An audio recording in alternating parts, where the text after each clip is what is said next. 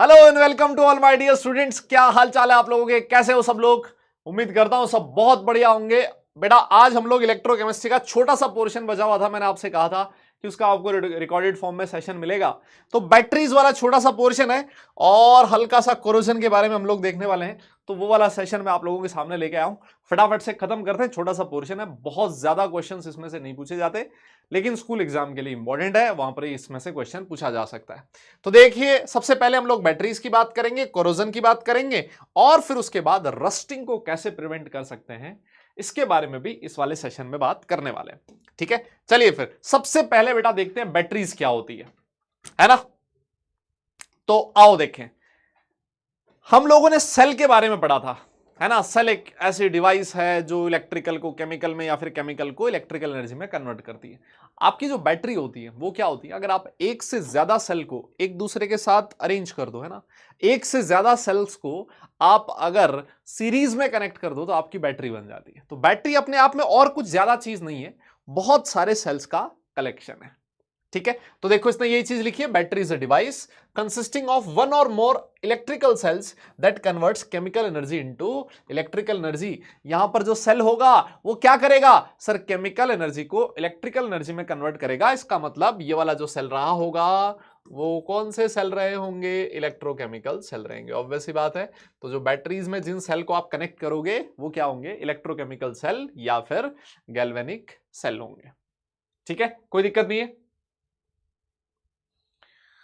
Yes, आगे चल सकते हैं हम लोग। केमिकल एनर्जी को बेटा इलेक्ट्रिकल एनर्जी में कन्वर्ट कर रहे हैं। अब ये जो बैटरीज होती है ना, ये दो तरह की होती है। अगर हम लोग बैटरीज की बात करें तो बैटरीज दो तरह की होती है। कौन कौन सी, सबसे पहले हम लोग बात करेंगे, एक होगा प्राइमरी बैटरी और दूसरा होता है सेकेंडरी बैटरी। प्राइमरी बैटरी और सेकेंडरी बैटरी बहुत ही आसान है। प्राइमरी बैटरीज क्या होती है, प्राइमरी बैटरीज वो बैटरीज होती है जिनको आप रिचार्ज नहीं कर सकते, है ना। कुछ बैटरी, कुछ सेल ऐसे होते हैं ना, कुछ बैटरीज ऐसी होती है जिनको एक बार काम में लिया और फेंक दो, यूज एंड थ्रो वाली होती है।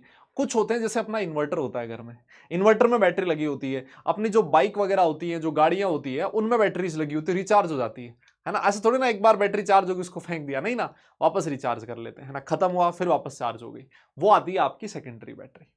ठीक है ना। तो प्राइमरी बैटरी में क्या होगा कि सर यहां पर बैटरी रिचार्ज नहीं हो सकती, अगर बैटरी खत्म हो गई है, उसका पोटेंशियल खत्म हो गया तो फिर उसको आपको फेंकना ही पड़ेगा। ठीक है ना। इसका मतलब मैं ऐसे कह सकता हूं, इसमें जो सेल रिएक्शन है, इसकी जो रेडॉक्स रिएक्शन है, वो सिर्फ और सिर्फ एक ही डायरेक्शन में हो रही है ना। रिएक्टेंट से प्रोडक्ट बन रहा है, प्रोडक्ट वापस रिएक्टेंट में कन्वर्ट नहीं हो सकता। एक बार डिस्चार्ज ही हो सकती है, वापस रिचार्ज नहीं हो सकती। सिंपल सी बात है कि नहीं है यार, आसान चीज है ना। तो देखो ये लिखा है, these are the batteries where the redox reaction proceed in only one direction, एक ही डायरेक्शन में हो रही है ना। डिस्चार्ज हो जाएगी, वापस दूसरी ऑपोजिट डायरेक्शन में प्रोसीड नहीं कर सकते। The reactant in these batteries are consume after a certain period of time rendering them dead, है ना। इसके अंदर जो भी सब्सटेंस भरा होगा, जो भी इलेक्ट्रोलाइट भरा होगा, वो टाइम के साथ खत्म हो जाता है ना। और जैसे ही खत्म होगा वो बैटरी भी काम करना बंद कर देगी। Primary battery can not be used once the chemicals inside it are exhausted, है ना। इसके अंदर जो केमिकल भरा हुआ है, अगर वो खत्म हो गया तो उसको आप वापस रिचार्ज नहीं कर सकते। देखो जी, सबसे पहले जो प्राइमरी बैटरी है जिसके बारे में हमें पढ़ना है, उसका नाम दे रखा है देखो ड्राई सेल, है ना। ये मेरे हिसाब से सब बच्चों ने कभी ना कभी तो यूज किया ही होगा। टॉर्च वगैरह होती है ना, उसमें जो सेल डाला जाता है, देखा आप लोगों ने कभी, वो आपका ड्राई सेल होता है ना, वो प्राइमरी बैटरी होती है। इसको लैक्लांचे सेल भी बोला जाता है। क्या बोला जाता है, लैक्लांचे सेल भी बोला जाता है। ठीक है ना। लिखता है which is used commonly in our transistors, है ना। वो पहले वो नहीं आते थे ट्रांजिस्टर बड़े वाले, जिनके अंदर बड़े सा एक सेल डालते थे, है ना। जो सेल आते थे और वो आपके लैक्लांचे सेल वाली कैटेगरी में आते हैं। अब देखो ये जो बैटरीज है ना, इनमें आपको क्या चीज ध्यान में रखनी है मैं आपको बता देता हूं। इसमें आपको यह ध्यान रखना है कि इस बैटरी में जो एनोड होगा वो कौन सा होगा, जो कैथोड होगा वो कौन सा होगा। ठीक है, एनोड पे कौन सी रिएक्शन होगी, कैथोड पे कौन सी रिएक्शन होगी, बस इतना सा ध्यान रख लो, खत्म। और कुछ ज्यादा आपको ध्यान रखने की जरूरत नहीं है। ठीक है, चलो आओ फिर। तो सबसे पहले हम लोग बात करते हैं प्राइमरी बैटरी में ड्राई सेल की। देखो क्या लिखता है, ड्राई सेल में क्या होता है बेटा, एक जिंक का कंटेनर होता है जो एनोड की तरह बिहेव करता है। देखो ऐसा लिखा हुआ है, ये जिंक का कंटेनर है बाहर वाला, जो किसकी तरह बिहेव करता है, एनोड की तरह, मतलब इस पे ऑक्सीडेशन होगा। और देखो इसके अंदर एक कार्बन ग्रेफाइट की रॉड होती है। ये देखो एक कार्बन ग्रेफाइट की रॉड होती है, और यही जो कार्बन की रॉड है वो किसकी तरह बिहेव करती है, कैथोड की तरह बिहेव करती है। अब ये जो कैथोड है और ये जो एनोड है, इसके बीच में एक इलेक्ट्रोलाइट भरा होता है ना। तो देखो ये क्या कहता है कि ये जो कार्बन की रॉड है surrounded by powdered manganese dioxide, मतलब MnO2 है ना, और क्या भरा होता है, कार्बन। एक पेस्ट भरा होता है ना, क्या भरा होता है, एक पेस्ट भरा होता है MnO2 कार्बन का, और साथ साथ में उसमें और क्या डाला हुआ होता है, ammonium chloride and zinc chloride, NH4Cl and ZnCl2। ठीक है, तो आपको क्या याद रखना है, क्या क्या याद रखना, देखो इस वाली बैटरी में एनोड कौन सा होगा, सर ये जो जिंक का कंटेनर है एनोड होगा। कैथोड कौन होगा, सर ये आपका जो कार्बन की रॉड है, जो ग्रेफाइट की रॉड है, वो कैथोड की तरह बिहेव करेगी। ठीक है, और ये जो कैथोड और एनोड है इसके बीच में क्या क्या चीजें भरी होगी, देखो MnO2 भरा होगा, कार्बन होगा, साथ साथ NH4Cl और ZnCl2 होगा। ये सारी चीजें इनका एक पेस्ट फॉर्म में इनके चारों तरफ भरा होगा, इन दोनों इलेक्ट्रोड्स के बीच में भरा होगा। ठीक है ना, तो ये चीज ध्यान में रखनी है, एनोड कौन सा, कैथोड कौन सा, और साथ में क्या प्रेजेंट है। अच्छा, तो अब बात ये आती है कि भाई एनोड पे कौन सी रिएक्शन होगी, तो देखो सारी दुनिया जानती है एनोड पे ऑक्सीडेशन होगा। तो किसका ऑक्सीडेशन होगा, जो जिंक है वो जिंक ऑक्सीडाइज होता है Zn2+ में, 2 इलेक्ट्रॉन लूज करेगा। ये रिएक्शंस याद ही रखनी पड़ेगी बेटा, इसमें मैं कुछ ज्यादा समझाने का तो नहीं है ना यार। अब कोई कहेगी भाई प्राइमरी बैटरी लेक्लांसी सेल में ये जो एनोड होता है वो इसका होता है, जिंक का होता है, कैथोड जो होता है कार्बन की रॉड होती है। अब होती है तो होती है ना। अब मैं इसमें कुछ अपनी तरफ से थोड़ी ना ऐड कर सकता हूँ कि भाई अच्छा देखो ऐसे होती है, ऐसे क्या होती है, वो तो होती है मतलब, है ना। इस वजह से ये थोड़ा सा इंफॉर्मेटिव है, इसी वजह से मैं इसको अलग से दे रहा हूं। हाँ, कैथोड पे क्या होगा, कैथोड पे हमने बात करी थी MnO2 का पेस्ट भरा होगा इसके चारों तरफ।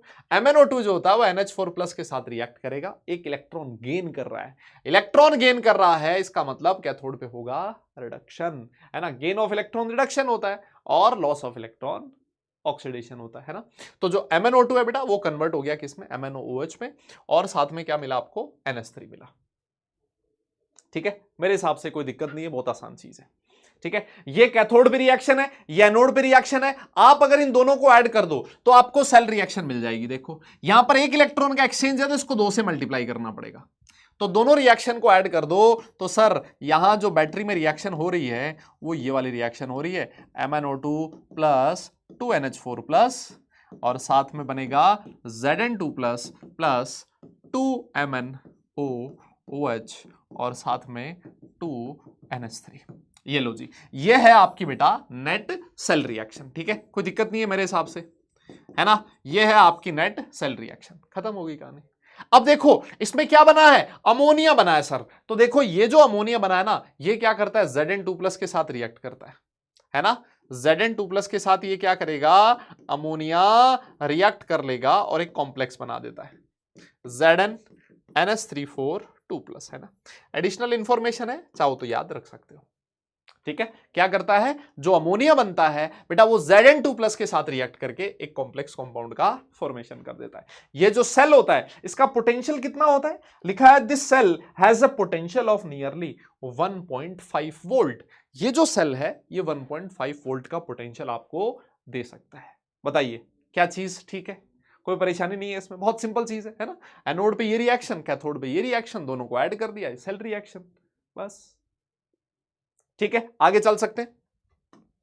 एक और छोटी सी इंफॉर्मेशन और लिखी हुई है इसमें कि ये जो NH4Cl आपने इसके चारों तरफ भर रखा था, देखो ये वाला आपका जिंक का कंटेनर है और यहां पर NH4Cl भरा हुआ है।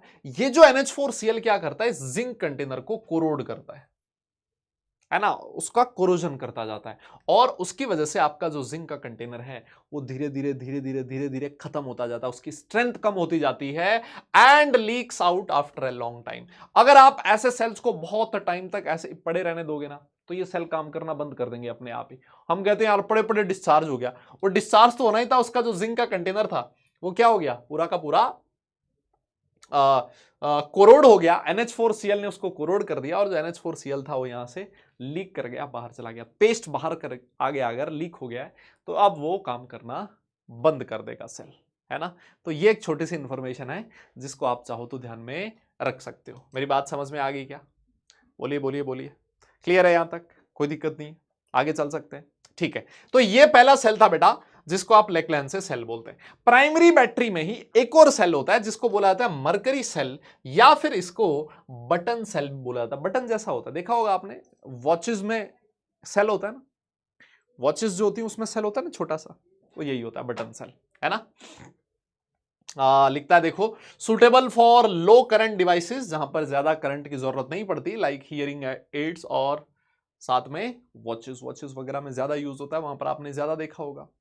अच्छा, तो देख लीजिए इसमें क्या क्या, कौन कौन एनोड होता है, कौन कैथोड होता है, सिंपल सा ये कहानी आपको ध्यान में रखनी है। देखो ये लिखा है, जिंक मरकरी जो अमलगम है बेटा, वो एनोड की तरह बिहेव करता है। Zinc mercury amalgam, ZnHg। Amalgam मतलब मरकरी के साथ जो कंपाउंड्स बनते हैं ना, उसको अमलगम बोला जाता है। जैसे अगर मान लो सोडियम अमलगम बात करें तो NaHg, है ना, this is sodium amalgam. Zinc amalgam मतलब जिंक मरकरी, ठीक है ना। तो ये होता है एनोड, और HgO का paste of HgO and carbon as the cathode. Yes, anode कौन सा होगा बेटा, एनोड होगा जिंक मरकरी ZnHg अमलगम जो आपके सामने लिखा है, और HgO और कार्बन का जो पेस्ट होगा उसको कहा जाएगा कैथोड। तो सर इलेक्ट्रोलाइट कौन होगा, इलेक्ट्रोलाइट होगा paste of KOH and ZnO।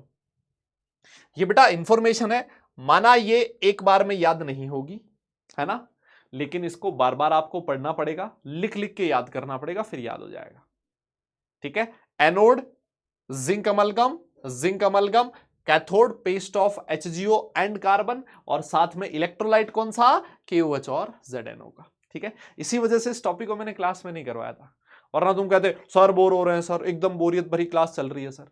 अरे भाई तो इसमें मैं क्या मसाला ऐड करूं, है, अब बटन सेल होता है, अब इसमें मैं क्या मसाला ऐड करूं, वो नहीं हो पाता, है ना, इसी वजह से अलग से दे दिया आपको टॉपिक। आइए फिर बात कर लेते हैं एनोड और कैथोड पे कौन सी रिएक्शन हो रही है। देखो सर एनोड पे होगा ऑक्सीडेशन, जिंक जो है वो OH माइनस के साथ रिएक्ट करके ZnO बनाएगा। यहां पर देखो जिंक का ऑक्सीडेशन स्टेट है 0, सर यहां जिंक का ऑक्सीडेशन स्टेट है +2, इसका मतलब 0 से +2 जा रहा है, तो सर ऑक्सीडेशन हो रहा है, और ऑक्सीडेशन कहां होगा, एनोड पे होगा। मजा आ गया। यस, कैथोड पे क्या होगा सर, HgO कन्वर्ट होगा Hg में। देखो HgO में जो Hg है इसके ऊपर चार्ज आप अगर कैलकुलेट करोगे ऑक्सीडेशन स्टेट +2 मिलेगी, यहां पर Hg की ऑक्सीडेशन स्टेट 0 मिलेगी, तो 0 से +2 जा रहा है, इसका मतलब ऑक्सीडेशन स्टेट डिक्रीज कर रही है, और डिक्रीज कर रही है तो रिडक्शन हो रहा है। और सारी दुनिया जानती है कि सर रिडक्शन कौन से इलेक्ट्रोड पे होता है, कैथोड पे होता है। खत्म। यस, बताइए, आसान है ये चीज। अब आप क्या करो, इन दोनों रिएक्शन को ऐड करके लिख दो, तो यहां zinc plus HgO gives ZnO plus H2O, OH minus से OH माइनस दोनों साइड उड़ जाएगा। यस, तो आपको ये वाली मिलेगी ओवरऑल रिएक्शन, जिसको आप सेल रिएक्शन भी कह सकते हो, ठीक है। ये जो सेल होता है इसका पोटेंशियल लगभग कितना होता है, 1.35 वोल्ट होता है, ठीक है, और ये remains constant during its life. ये कांस्टेंट रहता है जब तक ये सेल काम करेगा ना, तब तक ये 1.35 पोटेंशियल ही प्रोवाइड करेगा आपको, और एकदम से फिर डेड हो जाएगा। अब कोई आपसे ये कह दे कि सर ये इसका जो पोटेंशियल है वो फिक्स क्यों रहता है ना, पोटेंशियल चेंज क्यों नहीं होता, ये अपनी पूरी लाइफ पोटेंशियल कितना देगा, 1.35 वोल्ट। वो इसलिए नहीं होता, देखो आपके सामने जो सेल रिएक्शन लिखी हुई है ना, यह है आपकी सेल रिएक्शन। क्या इस सेल रिएक्शन में ऐसी कोई स्पीसी प्रेजेंट है जिसकी कंसंट्रेशन टाइम के साथ वेरी करती हो, है क्या, चेक करो। यह है सर प्योर सॉलिड, यह है प्योर सॉलिड, यस, यह है सर सॉलिड, और यह भी क्या है, लिक्विड।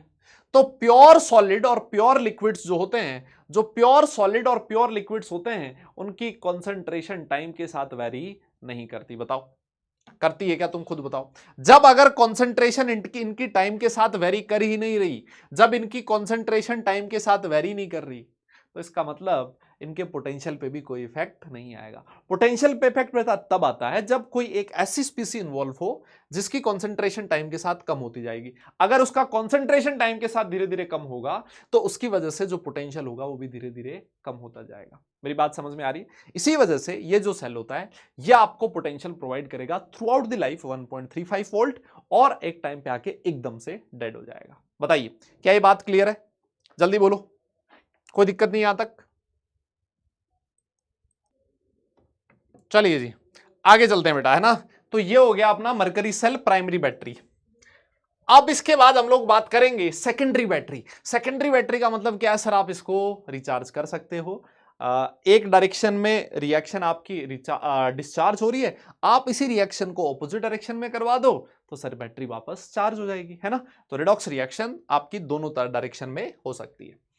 इस केस में जो सबसे पहली बैटरी आती है उसका नाम है निकल कैडमियम सेल। क्या नाम है? निकल कैडमियम सेल। हालांकि ये वाला सेल बहुत ज्यादा इंपॉर्टेंट नहीं है, इसमें जो हम लोग सेकंड वाली बैटरी पढ़ेंगे, सेकंड वाला सेल पढ़ेंगे, वो ज्यादा इंपॉर्टेंट है, ठीक है। तो निकल कैडमियम सेल जो होता है वो क्या होता है? सबसे पहले लिखा है कि ये इलेक्ट्रॉनिक डिवाइसेस में यूज होता है, बहुत बढ़िया बात है। इसमें एनोड कौन सा होता है सर? कैडमियम होता है। इसमें कैथोड कौन सा होता है? NiOH होल थ्राइस होता है। और इसमें इलेक्ट्रोलाइट किसका भरा होता है? NaOH और या फिर KOH का सॉल्यूशन, ठीक है। एनोड याद रखना, कैथोड याद रखना, मैं फिर कह देता हूं, एक बार में नहीं याद होगा, इसको आपको बार बार रिवाइज करना पड़ेगा, तब जाके ये टॉपिक एकदम बढ़िया ढंग से याद हो जाएगा, ठीक है।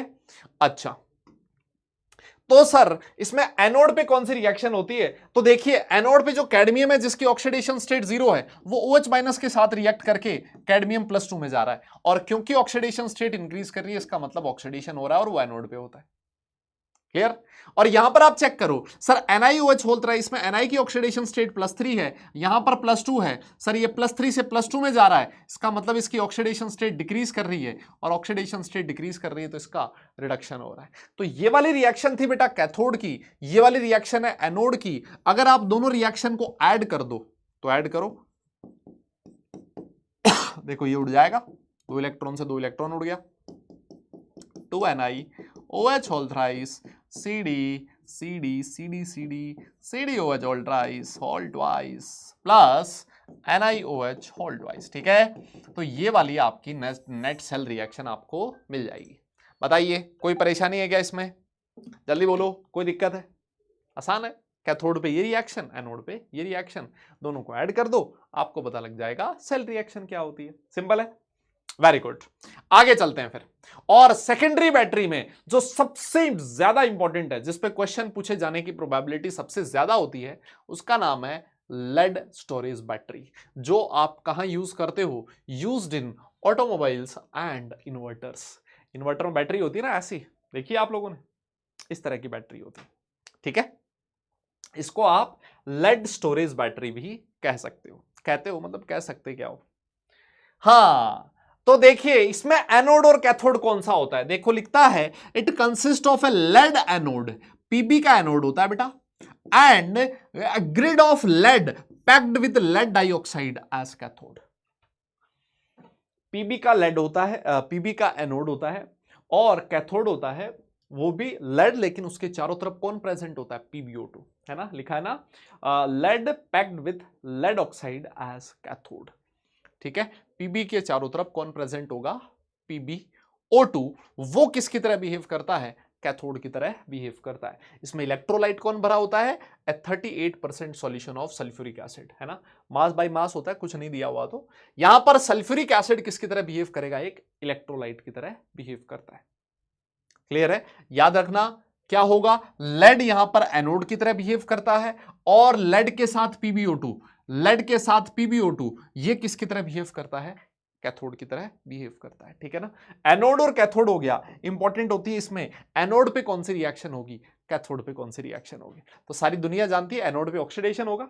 यस, देखो एनोड पे ऑक्सीडेशन होगा, होता क्या है? Pb, ऑक्सीडेशन स्टेट 0 है। SO4 2 माइनस आयन, ये कहां से आया? H2SO4 से। ये इसके साथ रिएक्ट करके PbSO4 बनाते थे। PbSO4 में Pb की ऑक्सीडेशन स्टेट +2 है, तो लेड 0 से +2 में जा रहा है, ऑक्सीडेशन हो रहा है, एनोड पे हो रहा है, ठीक है। और वैसे ही कैथोड पे क्या होता है? PbO2, PbO2 में Pb की ऑक्सीडेशन स्टेट +4, ये SO4 2 माइनस के साथ रिएक्ट करके क्या बना देता है? PbSO4, जहां पर Pb का ऑक्सीडेशन स्टेट +2 होता है, ठीक है। आप चाहो तो इन दोनों रिएक्शन को ऐड कर सकते हो। जैसे आप दोनों रिएक्शन को ऐड करोगे, आपकी जो सेल रिएक्शन होगी वो ये वाली मिलेगी। ये जो सेल रिएक्शन है, यस, इस सेल रिएक्शन में मुझे एक बात बताइए, इस सेल रिएक्शन में कितने इलेक्ट्रॉन का ट्रांसफर है? क्या मैं ऐसे कह सकता हूं इस सेल रिएक्शन में सर 2 इलेक्ट्रॉन का ट्रांसफर है? अरे बोलो ना, क्या इस सेल रिएक्शन में 2 इलेक्ट्रॉन का ट्रांसफर है? क्या आपको लग रहा है ऐसा? बिल्कुल है भाई। देखो ना यार, यहां पर 2 इलेक्ट्रॉन, यहां पर 2 इलेक्ट्रॉन कैंसिल आउट हुए ना, है ना। तो जो इलेक्ट्रॉन, जितने नंबर ऑफ इलेक्ट्रॉन आपस में कैंसिल आउट होते हैं उतने ही इलेक्ट्रॉन का ट्रांसफर होता है। Yes, very good. अब ये जो रिएक्शन है, ये वाली रिएक्शन है तब जब आपकी जो बैटरी है वो हो रही हो डिस्चार्ज। क्या हो रहा हो? डिस्चार्ज हो रहा हो। अगर आपकी बैटरी को वापस चार्ज करना हो, चार्ज करते टाइम ये वाली जो रिएक्शन होगी वो ऑपोजिट हो जाएगी। देखो, डिस्चार्ज करते टाइम H2SO4 कंज्यूम हो रहा है, PbSO4 का फॉर्मेशन हो रहा है। अगर आप इस बैटरी को वापस चार्ज करना चाहते हो, उस केस में PbSO4 कंज्यूम होगा, H2SO4 Pb और PbO2 बनने वाला है। मेरी बात समझ में आ गई? बोलिए जनाब, क्लियर है? देखो ये लिखा है, on charging the battery the reaction is reversed. ये रिएक्शन जस्ट ऑपोजिट हो जाएगी। PbSO4 on anode and cathode is converted into Pb and PbO2 respectively. Just इसका ऑपोजिट हो जाएगा। बोलिए, ये डिस्चार्जिंग की रिएक्शन है, ध्यान रखना। चार्ज होगा तो रिएक्शन इसका ऑपोजिट हो जाएगा। ठीक है, क्लियर? कोई दिक्कत नहीं है? मेरी बात समझ में आ रही? यहां पर एक चीज आप और देखो, जो जिस पे क्वेश्चन बन सकता है ना, जिस पे क्वेश्चन बन सकता है वो ये हो सकता है कि यहां इस सेल रिएक्शन में 2 इलेक्ट्रॉन का एक्सचेंज है। मैं ऐसे कह सकता हूं 2 मोल इलेक्ट्रॉन का एक्सचेंज है, और 2 मोल इलेक्ट्रॉन का एक्सचेंज है तो H2SO4 के भी कितने मोल कंज्यूम हो रहे हैं चेक करो, 2 मोल।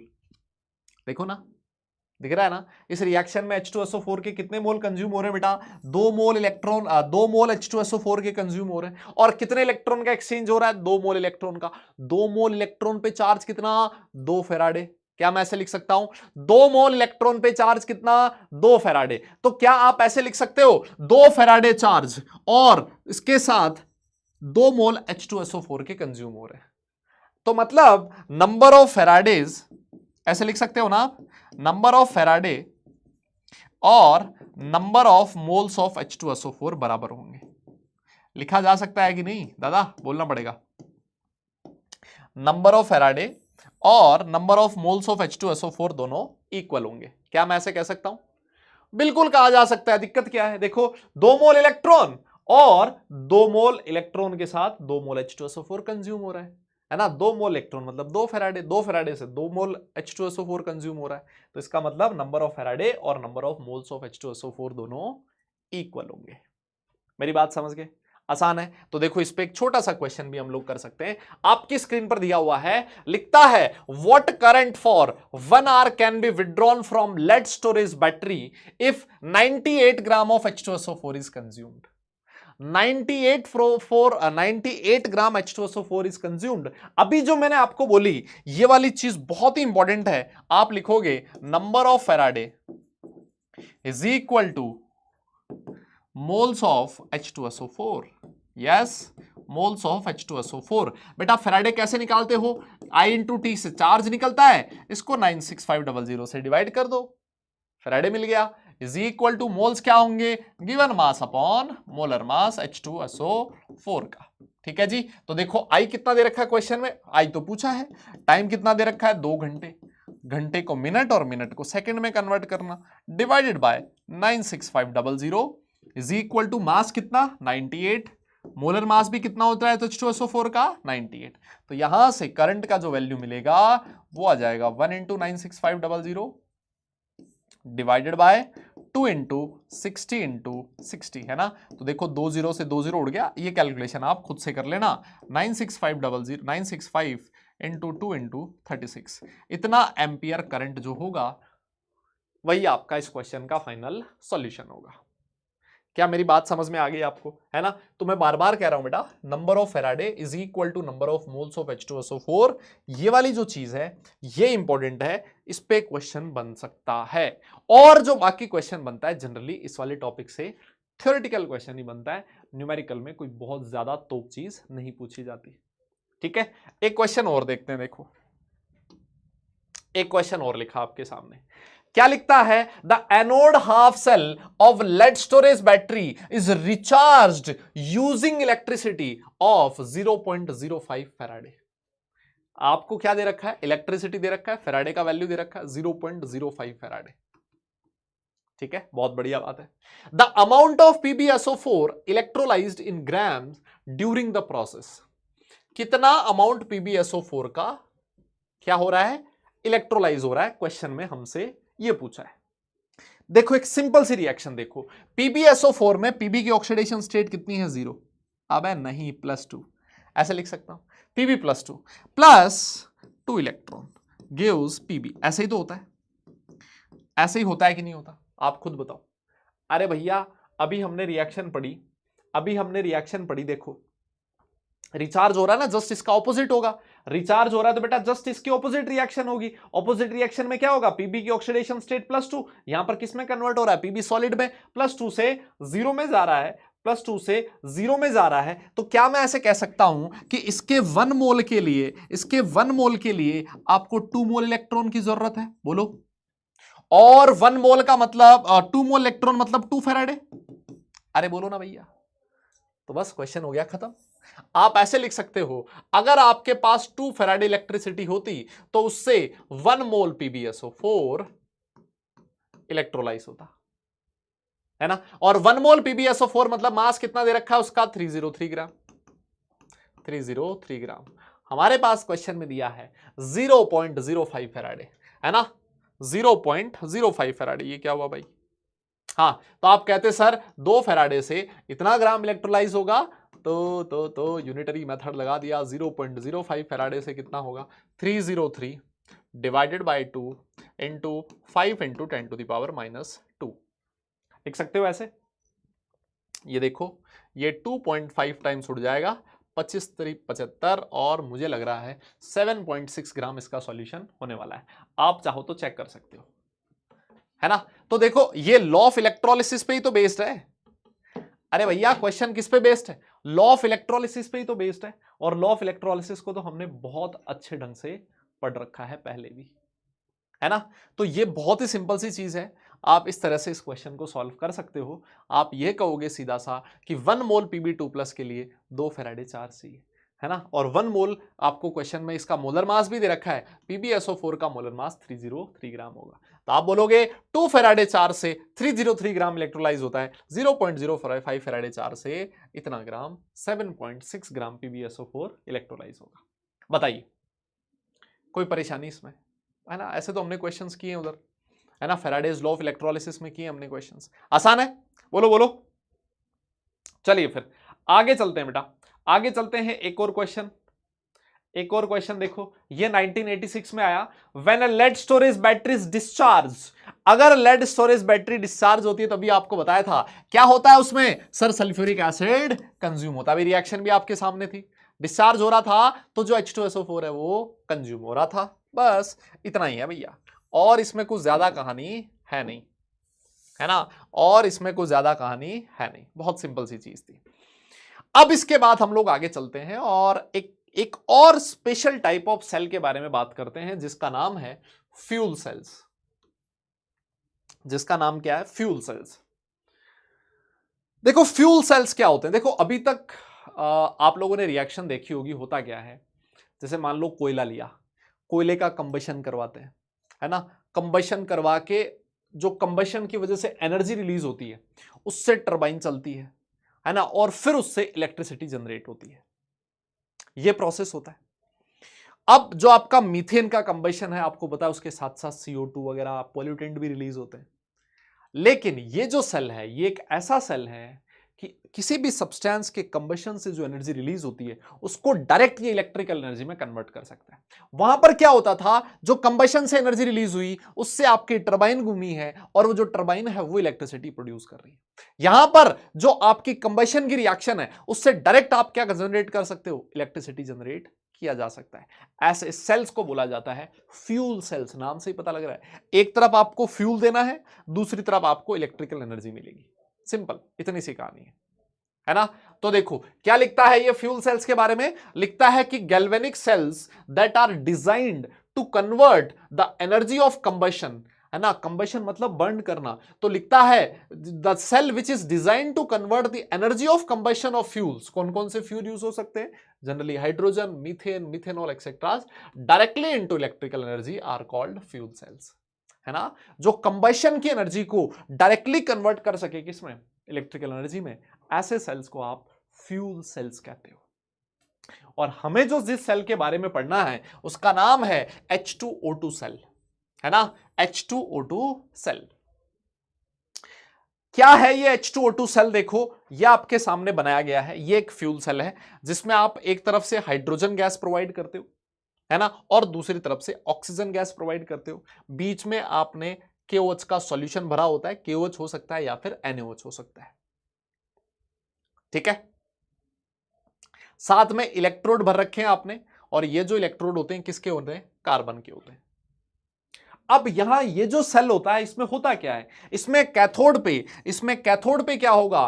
कैथोड पे बेटा जो ऑक्सीजन, कैथोड पे रिडक्शन होता है, यस। तो जो ऑक्सीजन है वो क्या करेगी? 4 इलेक्ट्रॉन गेन करके क्या प्रोड्यूस करेगी? OH माइनस आयन प्रोड्यूस करेगी।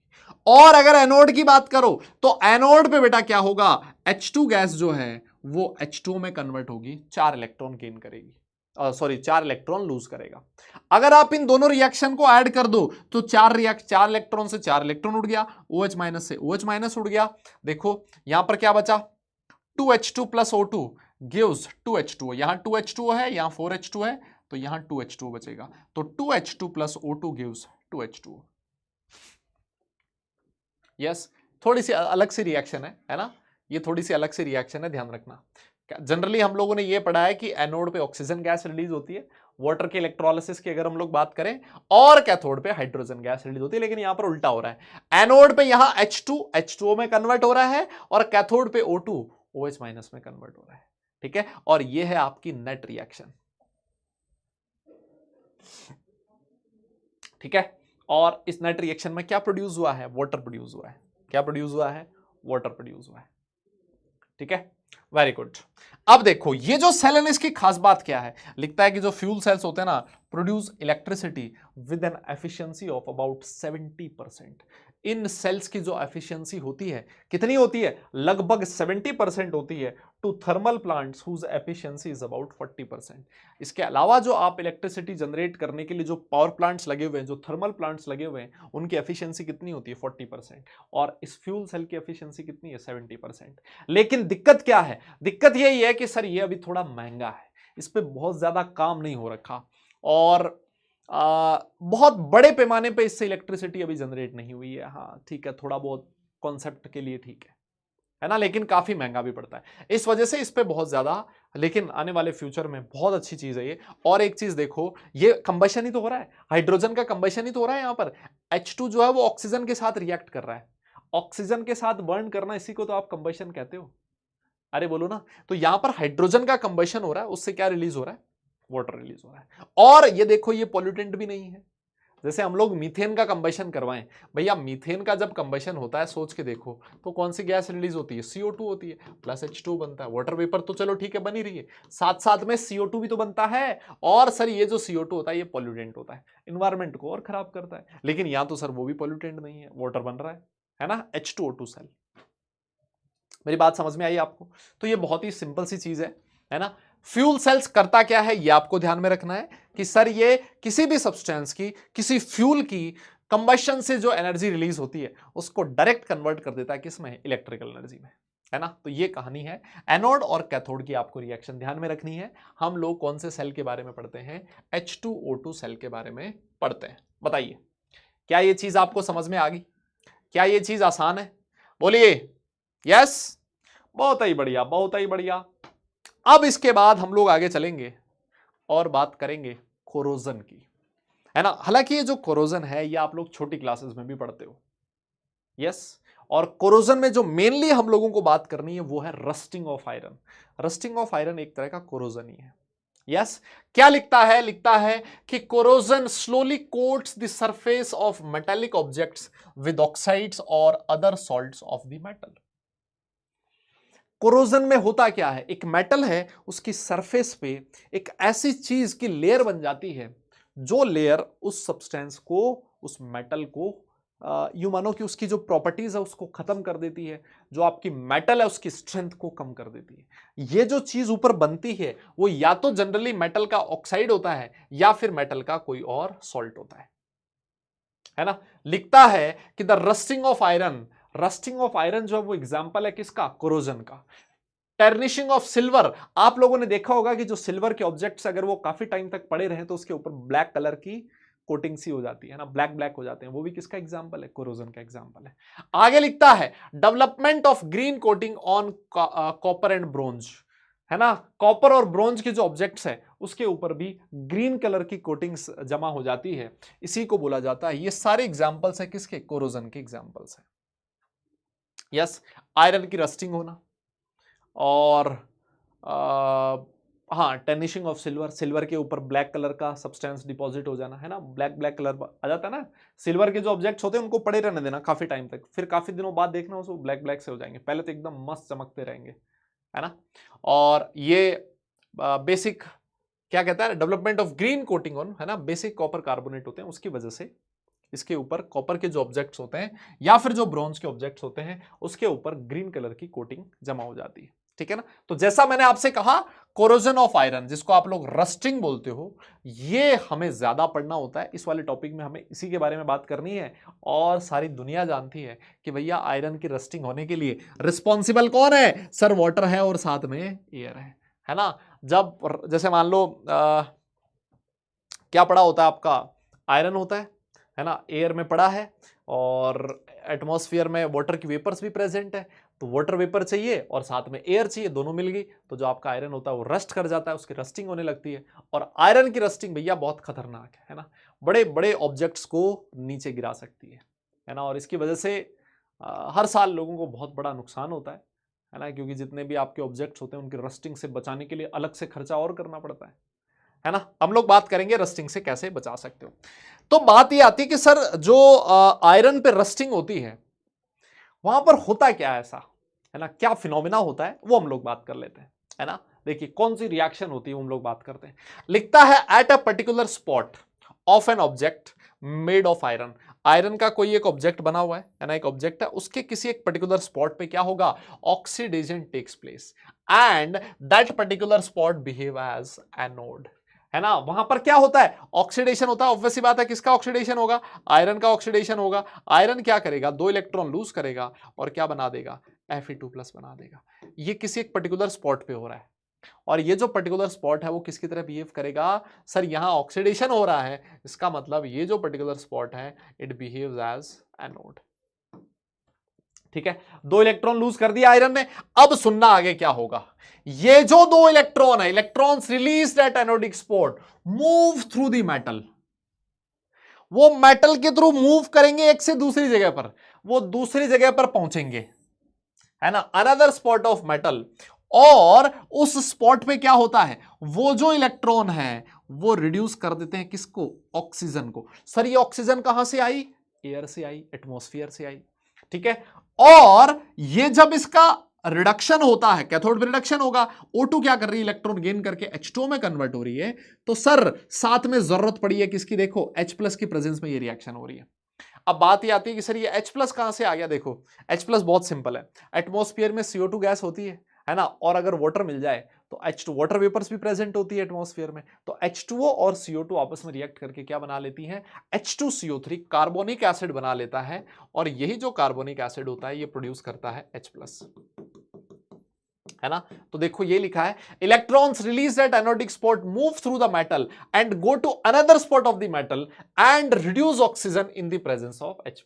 अब ये H+ कहां से आया, which is believed to be available from H2CO3 form due to dissociation of carbon dioxide, dissolution of carbon dioxide from air into water. और ये जो स्पॉट है वो बिहेव करता है किसकी तरह, कैथोड की तरह, है ना। तो कैथोड पे कौन सी रिएक्शन हो रही है, सर कैथोड पे O2 जो है H+ की प्रेजेंस में 4 इलेक्ट्रॉन गेन करके H2 में कन्वर्ट हो रहा है। अगर आप ओवरऑल रिएक्शन लिखना चाहो तो ये वाली रिएक्शन और इस वाली रिएक्शन को ऐड करके लिख सकते हो। ओवरऑल रिएक्शन आपकी स्क्रीन पर है। कहानी लेकिन अभी तक खत्म नहीं हुई है, अभी सिर्फ Fe2+ बना है ना। अभी सिर्फ किसका फॉर्मेशन हुआ है, आयरन से। आयरन जो था वो कन्वर्ट हुआ है किसमें, Fe2+ में। कहानी अभी थोड़ी और बची है, the ferrous ion, ferrous ion मतलब Fe2+, ये जनाब इसको क्या करता है, जो एयर में ऑक्सीजन प्रेजेंट है ये ऑक्सीजन क्या करेगी, इसको फर्दर ऑक्सीडाइज कर देती है Fe3+ में। यस मेरी बात समझ में आ रही? ये जो Fe2+ बना है, इसका ऑक्सीडेशन हो जाता है फ्रॉम एयर। ये ऑक्सीजन कहां से आई? एयर से, और किस में कन्वर्ट हो जाता है? Fe3+ में। और यहीं पे Fe3+ फॉर्मूला लिखा है आपके सामने, Fe2O3.XH2 हो, इसी को बोला जाता है रस्ट। इसी को क्या बोला जाता है बेटा? रस्ट। और इस रस्ट में आयरन की ऑक्सीडेशन स्टेट कितनी होती है? +3 होती है ना। तो +0 से +2 में तो यहां पहुंचा, लेकिन अभी भी क्योंकि एटमॉस्फेयर में ऑक्सीजन प्रेजेंट है, वो ऑक्सीजन क्या करेगी? Fe2+ को Fe3+ में कन्वर्ट कर देगी। और क्योंकि वाटर वेपर्स तो एटमॉस्फेयर में होती हैं, वो Fe2O3.XH2O का फॉर्मेशन करेगा। यहां पर x वेरिएबल हो सकता है, कुछ भी हो सकती है इसकी वैल्यू, और उसी को बोला जाता है रस्ट, है ना। तो ये आपको फॉर्मूला थोड़ा सा ध्यान रखना है, और ये भी पता होना चाहिए कि Fe2O3 रस्ट में आयरन की ऑक्सीडेशन स्टेट कितनी है? कितनी होती है? +3 होती है। ठीक है। अच्छा, अब बात ये आती है कि ये जो रस्ट है ना यार, ये रस्ट होता है पोरस। पोरस मतलब इसके अंदर से एयर भी पास कर सकती है। तो पोरस है, इसके अंदर से एयर गई, और वो जो एयर है वो और नीचे जो आयरन है उसको जाके फिर से रस्ट करता है, और धीरे धीरे धीरे धीरे धीरे धीरे धीरे धीरे अंदर तक सारा जो आयरन है वो खराब हो जाता है ना। किसकी वजह से? इस रस्ट की वजह से। रस्ट कैसा होता है? पोरस होता है। देखो ये लिखा है, due to porous coating of rust a further attack of moist air occurs on iron metal which decreases the strength of metal. अगर ये पोरस नहीं होता तो एक लेयर जमा हो जाती उसके चारों तरफ, और फर्दर अटैक ऑक्सीजन का या फिर एयर का फर्दर अटैक आयरन पे नहीं होता, है ना। क्योंकि एक बार अटैक हो चुका है, उसके ऊपर रस्ट का फॉर्मेशन हो चुका है, और वो पोरस नहीं है तो उसके थ्रू एयर पास नहीं कर सकती। लेकिन आयरन की जब रस्टिंग होती है तो जो आपका रस्ट बनता है वो बेटा पोरस होता है, और उसके थ्रू आपकी जो ऑक्सीजन है वो पास कर सकती है, और नीचे जो पूरा आयरन है उस पूरे आयरन को वो खराब कर देती है ना। पूरा का पूरा आयरन खराब हो जाता है, रस्ट हो जाता है, और इसकी वजह से जो आयरन है उसकी जो स्ट्रेंथ होती है वो कम हो जाती है। ठीक है।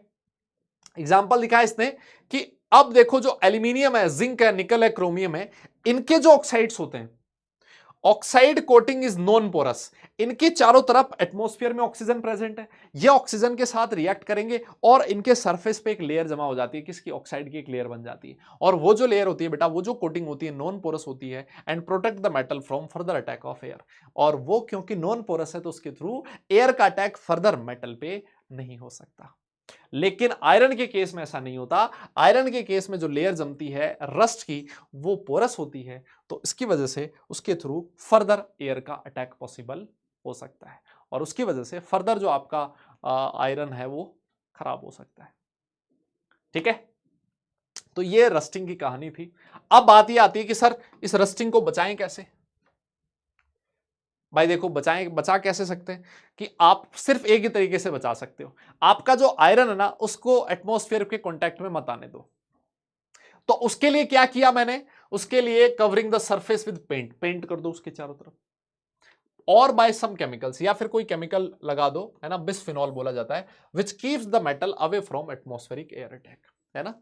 तो ये दो एक काम कर सकते हो आप, या तो उसके तरफ चारों तरफ पेंट कर दो, या फिर एक ऐसा कोई केमिकल लगा दो जो उस आयरन को एयर के कांटेक्ट में आने से रोकता है। और ये बिस्फिनॉल एनसीईआरटी में दिया हुआ है, इस वजह से इसको याद करना है।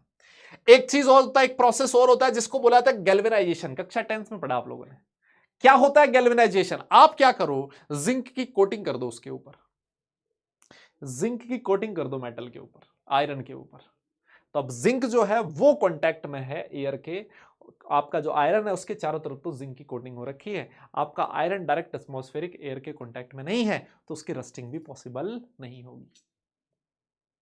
मेरी बात समझ में आ गई? बहुत सिंपल है। ओके। एक टर्म और होती है जिसको बोला जाता है कैथोडिक प्रोटेक्शन, या फिर यूजिंग ए सैक्रिफिशियल एनोड। कैथोडिक प्रोटेक्शन क्या होता है? देखो सुनो क्या होता है, मैं आपको एक छोटी सी कहानी सिखाता हूं। मान लो आपके पास आयरन है ना, ये आयरन का इतना बड़ा टुकड़ा लगा हुआ है। यस। आप क्या करो, आयरन की रस्टिंग से बचाना है, तो आप क्या करो, आयरन के साथ यहां पर वायर के थ्रू एक ऐसी मेटल लगा दो, है ना, एक ऐसी मेटल और जोड़ दो जो कि आयरन से ज्यादा रिएक्टिव हो। अच्छा, जो क्या हो? आयरन से ज्यादा रिएक्टिव हो। इसका मतलब उसका ऑक्सीडेशन आयरन से पहले हो जाएगा। भाई रस्टिंग में क्या हो रहा था? रस्टिंग किसकी वजह से हो रही थी? ऑक्सीडेशन की वजह से, आयरन का ऑक्सीडेशन हो रहा था। है ना। तो अब आपने क्या किया, आयरन के साथ एक ऐसी चीज लगा दी है जिसका ऑक्सीडेशन आयरन से पहले होगा। तो ऑक्सीडेशन उसी का आयरन से पहले होगा जो मेटल आयरन से ज्यादा रिएक्टिव होगी। मैंने कौन सी लगा रखी है, जिंक ले सकते हो, मैग्नीशियम ले सकते हो। ये वाली जो मेटल्स होती हैं ये आयरन से ज्यादा रिएक्टिव हैं। अब एयर जो होगी वो इसको ऑक्सीडाइज करने की बजाय इनको ऑक्सीडाइज करेगी। ये सेक्रीफाइस देंगे अपना, किसके लिए, आयरन के लिए। आयरन को बचाना है, इन्होंने अपना सेक्रीफाइस दे दिया। This is known as cathodic protection या फिर यूजिंग ए सैक्रिफिशियल एनोड, है ना। इसमें हम लोग क्या करते हैं, एक ऐसी मेटल यूज करते हैं जो आयरन से ज्यादा रिएक्टिव है और उसका एयर क्या करेगी, उस मेटल का ऑक्सीडेशन कर देगी। आयरन का ऑक्सीडेशन नहीं होगा, आयरन की रस्टिंग नहीं होगी। सिंपल, इतनी सी कहानी है। बताइए, कोई दिक्कत नहीं, है ना। बहुत ही आसान है। गैल्वेनाइजेशन ध्यान रखना, है ना। जिंक की कोटिंग को गैल्वेनाइजेशन बोला जाता है और ये कैथोडिक प्रोटेक्शन, ये दो चीज आपको ध्यान में रखनी है। यही वाली चीजें ज्यादा इंपॉर्टेंट है। क्लियर। तो बस ये इसी के साथ अपना जो पोर्शन बचा हुआ था वो वाला पोर्शन हम लोगों ने कर दिया है खत्म। अब कुछ क्वेश्चंस थे लास्ट क्लास में, है ना। कुछ क्वेश्चंस थे लास्ट क्लास में, आपको होमवर्क में दिए थे। वो क्वेश्चंस में डिस्कस कर लेता हूं, 2-4 क्वेश्चंस, है ना, जिससे कि आपको तसल्ली हो जाएगी। आप अपना आंसर भी चेक कर सकते हो। देखो जी, आइए जनाब, पहला क्वेश्चन आपकी स्क्रीन पर ये लिखा हुआ है, हाउ मच सीसी। अरे सीसी बोले तो सेंटीमीटर क्यूब, और सेंटीमीटर क्यूब बोले तो एमएल, एक ही बात है। सेंटीमीटर क्यूब लिख दो या फिर एमएल लिख दो बेटा, एक ही बात है। Of oxygen which B liberated bye 2 ampere current. हमारे पास करंट का वैल्यू दे रखा है 2 एम्पियर और हमें क्या दे रखा है, टाइम का वैल्यू दे रखा है 198 सेकेंड। बहुत ही बढ़िया बात है ना। तो हमें क्या करना है, ये बताना है कि कितना ऑक्सीजन लिबरेट होगा एसटीपी पे। देखो जी, ऑक्सीजन जब लिबरेट होता था, याद करो, ऑक्सीजन जब लिबरेट होता था तो रिएक्शन क्या होती थी, क्या जब ऑक्सीजन लिबरेट होता था तो रिएक्शन यही होती थी, 4H++4 इलेक्ट्रॉन। यस, ये रिएक्शन होती थी ना। मैं ऐसा कह सकता हूं कि अगर आप 4 मोल इलेक्ट्रॉन लोगे, 4 मोल इलेक्ट्रॉन की वजह से 1 मोल ऑक्सीजन का लिबरेशन होता है ना। 4 मोल इलेक्ट्रॉन के वजह से 1 मोल ऑक्सीजन लिबरेट होती है। कह सकता हूं ऐसा, 4 मोल इलेक्ट्रॉन मतलब 4 फैराडे। एक बात बताओ, मैं ऐसे लिख सकता हूं क्या कि अगर आपके पास 4 फैराडे चार्ज है तो उससे 1 मोल ऑक्सीजन लिबरेट होगी, और 1 मोल ऑक्सीजन का मतलब ये हो गया 22400 ml, है ना, 22.4 लीटर। और 22.4 लीटर को मैं क्या लिख सकता हूं बेटा, 22400 ml लिख सकता हूं। बताइए, लिख सकता हूं, बहुत ही बढ़िया, है ना। इसी चीज को ध्यान में रखना है कि 4 फैराडे चार्ज से 22400 ml ऑक्सीजन रिलीज होगी। लेकिन हमारे पास चार्ज कितना है, हमारे पास चार्ज कितना है, देखो आई की वैल्यू, टी की वैल्यू हमारे पास है, हमारे पास चार्ज कितना है, हमारे पास कितना फैराडे है। तो सर फैराडे का तो वैल्यू निकाल लो, आई इंटू टी डिवाइडेड बाई 96500, यही तो होता है। अब है क्यू अपॉन 96500। तो सर आई हमारे पास है कितना, 2, और 198 डिवाइडेड बाय 9500, इतना फैराडे हमारे पास चार्ज है। तो खत्म हो गया क्वेश्चन खत्म हो गया। आप यूनिटरी मेथड यूज करोगे, आप बोलोगे अगर 4 फैराडे चार्ज होता तो उससे 22400 ml ऑक्सीजन रिलीज होती। हमारे पास चार्ज कितना है, 2 इंटू 198 डिवाइडेड बाय 96500 फैराडे है। इससे कितना ऑक्सीजन रिलीज होगा, 22400 divided by 4 into 2 into 198 divided by 96500। भैया इसको सॉल्व कर लेना, इतना ml ऑक्सीजन आएगा और वही आपका फाइनल सॉल्यूशन होगा। ठीक है, तो कैलकुलेशन तुम्हारे हवाले है ना। मैंने सुना है तुम्हारी कैलकुलेशन बहुत जबरदस्त है और तुम्हारी कैलकुलेशन के बहुत दूर दूर तक चर्चे भी हैं। ठीक है, तो ये वाली कैलकुलेशन आप खुद से कर लेना, है ना। ये तो मैं बस हिंट दे रहा हूं, जो आपको होमवर्क दिया था उसको सॉल्व करने के लिए जस्ट मैं हिंट दे रहा हूं, है ना, ताकि आपका कोई क्वेश्चन गलत ना हो जाए। ऑलराइट, ठीक है, समझ में आ गई बात। आगे चले फिर नेक्स्ट क्वेश्चन करें। आओ देखें, ये वाला क्वेश्चन था बेटा जेई 2022 में आया हुआ क्वेश्चन है ना। तो इसको भी एक बार मैं हिंट देता हूं, इसका आंसर आप चेक कर लेना। ये क्या कह रहा है, देखो, डाइल्यूट H2SO4 का आपने करवाया है इलेक्ट्रोलिसिस। डाइल्यूट H2SO4 मैंने आपको बोला था जब आप इलेक्ट्रोलिसिस करवाते हो तो कैथोड पे क्या होता है, 2H++2 इलेक्ट्रॉन से हाइड्रोजन गैस रिलीज होती है। क्या मैं ऐसे कह सकता हूं, बताइए, यस तो अगर मान लो आपको 1 मोल हाइड्रोजन गैस रिलीज करवानी है तो आपको 2 मोल इलेक्ट्रॉन की जरूरत पड़ेगी, कह सकता हूं मैं ऐसा, और 2 मोल इलेक्ट्रॉन मतलब 2 फेराडे। तो क्या आप ऐसे कह सकते हो, क्या आप ऐसे कह सकते हो कि 1 मोल हाइड्रोजन मतलब ऐसे लिख दो एसटीपी पे 22.7 लीटर वॉल्यूम ऑक्यूपाई करेगी, क्वेश्चन में बोला है। तो अगर आपको 1 मोल हाइड्रोजन चाहिए तो उसके लिए आपको 2 फेराडे चार्ज की जरूरत पड़ेगी। क्या आप ऐसे कह सकते हो? अरे बोलो ना भैया, बोल ही नहीं रहा कोई। 2 फेराडे चार्ज से 22.7 लीटर हाइड्रोजन गैस मिलेगी आपको, है ना। और एट द सेम टाइम अगर मैं ऑक्सीजन की बात करूं तो वो अभी मैं थोड़ी देर पहले रिएक्शन लिख चुका हूं उसके लिए, ये होगा O2 plus 4H plus plus 4 electron. देखो जी 4 मोल इलेक्ट्रॉन अगर आपके पास है तो उससे आपको 1 मोल ऑक्सीजन मिलेगा। अच्छा सर, तो इसका मतलब यह हो गया कि अगर आपके पास 4 फेराडे चार्ज है, अगर आपको 1 मोल O2 चाहिए, अगर आपको 1 मोल O2 चाहिए मतलब 22.7 लीटर O2 चाहिए, तो उसके लिए आपको 4 फेराडे चार्ज की जरूरत पड़ने वाली है। यस 2 फेराडे से 22.7 लीटर मिलेगा और यहां 4 फेराडे से 22.7 लीटर मिलेगा। क्वेश्चन ये कहता है कि आपने कितना करंट पास किया है, 0.1 एम्पियर फॉर 2 आवर्स। तो फेराडे कितने हो गए पहले तो ये बताओ, फेराडे पास्ट, कितने फेराडे आपने पास किए हैं? सर ये हो जाएगा देखो I into t divided by 96500। Sir I का वैल्यू कितना है, एम्पियर है 0.1, और सर ये दे रखा है घंटे में, ये हो गया मिनट, ये हो गया सेकंड, डिवाइडेड बाय 96500। भैया सॉल्व करियो इसको। हाँ जी हाँ जी हाँ जी, सॉल्व करो फटाफट, कितना मिल रहा है इसको, फटाफट सॉल्व करो भाई, कैलकुलेशन करो। देखो मैंने कर रखी है, ये मिलेगा आपको 0.0074। इतना फेराडे आपके पास है, इतना फेराडे आपके पास है। यस तो फिर तो क्वेश्चन खत्म हो गया। अरे बोलो ना भैया, 4 फेराडे से 22.7 लीटर ऑक्सीजन मिल रहा है, तो मैं ऐसे लिख दूं वॉल्यूम ऑफ O2 कितना हो जाएगा भैया, 4 फेराडे से इतना मिल रहा है तो इतना फेराडे से कितना मिलेगा, ऐसे लिख दूं क्या? देखो ना यूनिटरी मेथड लगा सकते हो ना यार, 4 फेराडे से 22.7 लीटर मिल रहा है, ठीक है ना। तो 0.007 फेराडे से कितना मिलेगा, वो आ जाएगा 22.7 डिवाइडेड बाय 4 इंटू 0.074 लीटर। तो ये वाली कैलकुलेशन तो मेरे हिसाब से आप कर लोगे। यस ये वाली कैलकुलेशन आप मेरे हिसाब से कर सकते हो। अगर आप कैलकुलेट करोगे ना बेटा तो ये लगभग आपको मिलेगा 0.0423, है ना, 0.0423 लीटर, ठीक है। और साथ में वैसे ही जो वॉल्यूम ऑफ हाइड्रोजन आएगा, अच्छा क्वेश्चन है ना, इसी वजह से मैंने लिया है। तो ये हो जाएगा 22.7 डिवाइड बाय 2 इंटू 0.074, है ना, 0.074 सॉरी, है ना। तो ये कैलकुलेशन है, ये आपको करनी है। और फिर लास्ट में क्या करना है, और लास्ट में हमें दोनों को ऐड कर देना है, क्योंकि क्वेश्चन में क्या पूछा है, हमें क्वेश्चन में पूछा है the volume of gases, the total volume of gases produced. Total volume हमसे पूछा है, मतलब हाइड्रोजन और ऑक्सीजन के वॉल्यूम को ऐड कर देना। ये लीटर में आया है और हमसे सेंटीमीटर क्यूब में पूछ रहा है, मतलब ml में पूछ रहा है। बताओ इसका जो आंसर आएगा मेरे हिसाब से 127 ml आएगा।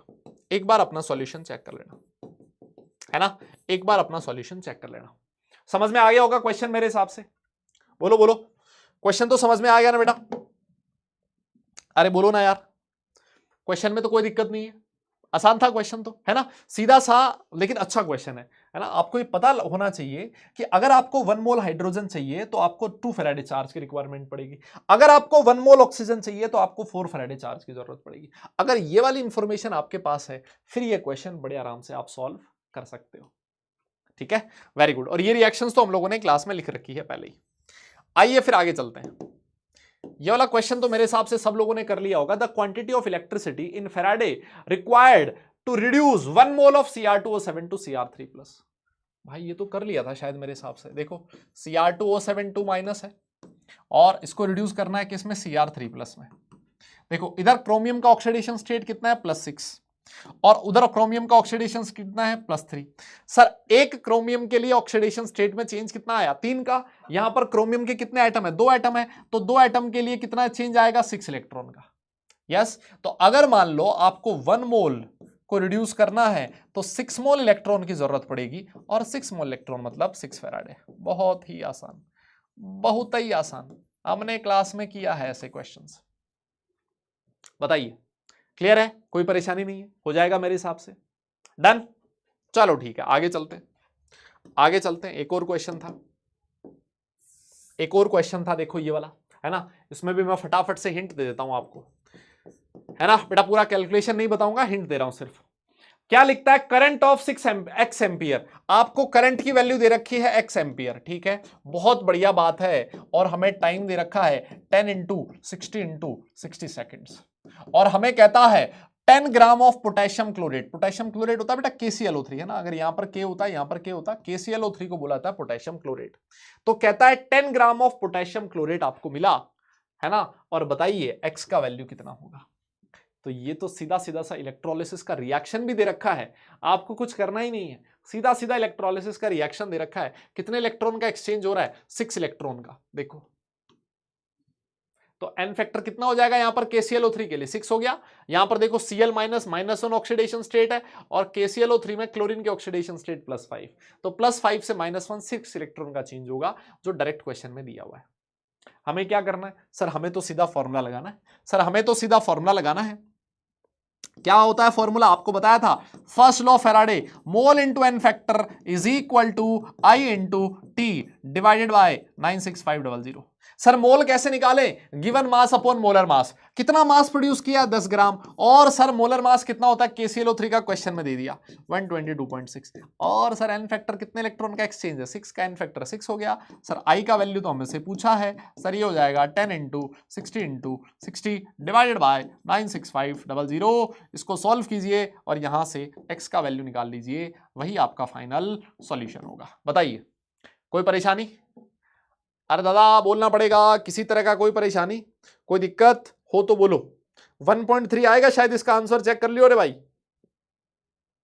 दादा कितना आएगा 1.3 आएगा, ठीक है, कितना आएगा 1.3 आएगा, ठीक है 1.3 आएगा, ठीक है ना, 1 लगभग 1.3 एम्पियर, ठीक है ना। और अगर आपको नियरेस्ट इंटीजर में लिखना है, नियरेस्ट इंटीजर में लिखना है तो 1 आ जाएगा, ठीक है जी, अरे हो जाएगा ना, ठीक है वेरी गुड। आओ फिर आगे चलो।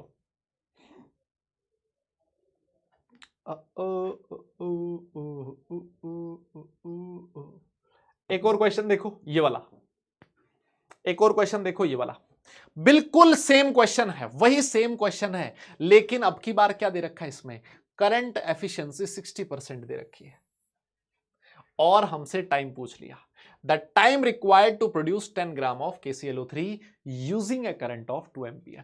मतलब सीधा सीधा सा फॉर्मूला आज आपको वही लगाना है, मैंने आपको बोला था ना, आप ये वाला अगर आपको करंट एफिशिएंसी दी हुई हो तो आप फॉर्मूला कौन सा लगाओगे, मोल इंटू एन फैक्टर, है ना, is equal to I into T divide by 96500 into eta upon 100, बताया था ना, आपको बताया था ना भाई, आई जो है वो पूरी की पूरी यूज नहीं हो रही, उसका उसका कुछ परसेंटेज यूज हो रहा है, तो बस खत्म, इसमें क्या करना है, हो जाएगा ना भाई। 10 gram given mass upon molar mass, mole हो जाएंगे, मोलर मास 122 दे रखा है बेटा, है ना, एन फैक्टर 6 होगा, करंट का वैल्यू दे रखा है 2, है ना, टाइम हमसे पूछा है, और ईटा कितना दे रखा है 60, तो 60 अपॉन 100, और यहां पर 96500 तो है ही, तो सीधा सीधा सा यहां से टाइम की वैल्यू निकाल लेना, खत्म हो जाएगा क्वेश्चन। बताओ, अरे बोलो ना यार, फटाफट बोलो, इसमें कोई परेशानी है क्या, समझ में आ गया ना, सिंपल सा क्वेश्चन था। यस हमें सिर्फ ये ध्यान रखना है, अगर करंट एफिशिएंसी दी हुई हो तो ईटा अपॉन 100 लिख देना है करंट के साथ। बोलो, ये तो लिखवाया था ना, फॉर्मूला ये था यार, W is equal to Z into I into T into eta upon 100, है ना, और Z हो जाएगा इक्विवेलेंट मास अपॉन 96500, और मास अपॉन इक्विवेलेंट मास को मैंने मोल इंटू एन फैक्टर लिख दिया, इक्विवेलेंट वेट लिख दिया, है ना, इक्विवेलेंट लिख दिया, ठीक है। तो ये वाला फॉर्मूला था, मतलब करंट के साथ ईटा अपॉन 100 लिख देना है, जब भी क्वेश्चन में आपको करंट एफिशिएंसी दी हुई हो तब तब तब ये काम आपको करना है। सर समझ में आ गया, बहुत ही बढ़िया बात है। लास्ट क्वेश्चन मैं डिस्कस करने जा रहा हूं और ये क्वेश्चन आया है जेईई 2020 में। ठीक है, आज का अंतिम क्वेश्चन बेटा हम लोग डिस्कस करने जा रहे हैं। क्या कहता है, क्या कहता है, लिखता है 108 ग्राम सिल्वर दे रखा है, is deposited at cathode from AgNO3 solution bye a certain quantity of electricity. तो देखो AgNO3 में चार्ज है Ag पे +1, एक इलेक्ट्रॉन गेन करेगा और Ag सॉलिड की फॉर्म में डिपॉजिट हो जाएगा। आप सबको पता होना चाहिए कि जो Ag का मोलर मास है वो भी कितना होता है, 108 ग्राम ही होता है ना। अब एक बात बताओ, अगर आपको 1 मोल Ag डिपॉजिट करना है, 1 मोल Ag मतलब 108 ग्राम, तो 108 ग्राम 1 मोल Ag डिपॉजिट करने के लिए कितने मोल इलेक्ट्रॉन की जरूरत पड़ी होगी, 1 मोल इलेक्ट्रॉन की, और 1 मोल इलेक्ट्रॉन मतलब 1 फैराडे चार्ज की रिक्वायरमेंट रही होगी। क्या मैं ऐसे कह सकता हूं? अरे बोलना भाई, क्या आपको 1 फैराडे चार्ज की जरूरत पड़ी थी? बिल्कुल पड़ी थी सर। कितने के लिए? 108 ग्राम के लिए। तो यहां पर जो सर्टेन क्वांटिटी लिख रहा है ना, ये सर्टेन क्वांटिटी ऑफ इलेक्ट्रिसिटी, मतलब ये कितना है? 1 फैराडे। बहुत बढ़िया, ये मुझे यहां से समझ में आ गया। आगे क्या लिखता है, the volume of oxygen gas produced at STP from water by the same quantity of electricity. इसी क्वांटिटी, इसी इलेक्ट्रिसिटी से, इसी इलेक्ट्रिसिटी मतलब 1 फैराडे से, 1 फैराडे से कितना ऑक्सीजन का वॉल्यूम प्रोड्यूस होगा, क्वेश्चन में ये पूछ रहा है।